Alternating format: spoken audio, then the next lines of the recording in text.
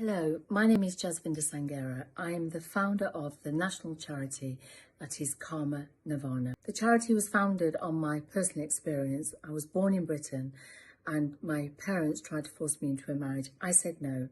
I said no because I was born here. I wanted the right to an education and the right to choose whoever it is I wanted to marry in the future, if indeed I wanted to get married in the future. That resulted in me leaving home and subsequently my family disowned me. They have disowned me, my children and my grandchildren for the last 40 years. I don't regret that decision at all.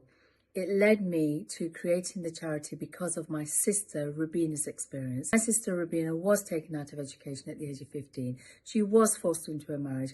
Later on in her life, she suffered domestic abuse.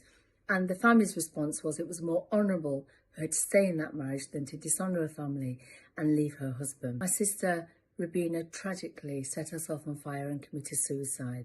And it is in her memory and her experience that Karma Nirvana was founded. I fundamentally believe that there were many people across the UK affected by these issues, and Karma Nirvana gives voice to those very victims and survivors. One of the most rewarding moments in my time was being the founder of the National Day of Memory. What we really wanted to ensure was that women who are murdered by their families and men are not forgotten. And we wanted a day to honour the memories of those most honourable people who were deemed, as I was by my family, to be a dishonourable person. Many cases stand out in my memory, but a very significant case was the case of Shafilea Ahmed, who at the age of 17 years old was murdered by her parents because she was deemed too westernised. This young girl was the same age as my daughter. The difference is this: I get to see my daughter grow, achieve her ambition, which was Shafelea's ambition to be a barrister,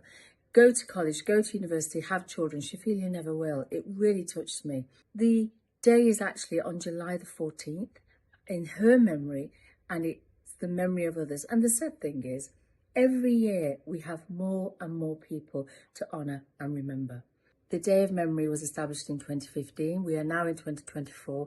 Let's keep it alive and keep it going, because one thing that happens when you raise awareness is calls to the helpline spike, and that's what we want, because we know this is an underreported issue, and only when we talk about it are we going to reach those victims and challenge the attitudes that nobody's doing this in the name of religion, tradition or culture, because cultural acceptance does not mean accepting the unacceptable. My call to action to you is this: please raise awareness, contact Karma Nirvana, get posters, get leaflets, refer victims and survivors to the website, put those posters up, because another significant thing for me is the fact that today there is a national helpline operated by Karma Nirvana. There's no reason for victims out there who very often have multiple perpetrators to be sitting there thinking they're on their own. They're not. There is a helpline, but professionals listening to this need to get the helpline to them. Those victim survivors who are affected, let me tell you,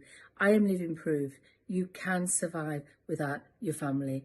The charity is there to help you plan, to keep you safe, and to help you rebuild your life. Many of you will know that 3 weeks ago, I was awarded a Damehood, and significance of being awarded this within the timing of the Day of Memory is so important to me. I am absolutely honoured to be recognised in this way for an issue that was never spoken about when I first started 30 years ago. And I receive it on behalf of all those in Karma Nirvana that work so hard, but also on behalf of the many victims and survivors out there, and certainly on behalf of my dear sister Rubina, and for all those that we will never forget. Thank you for listening to me.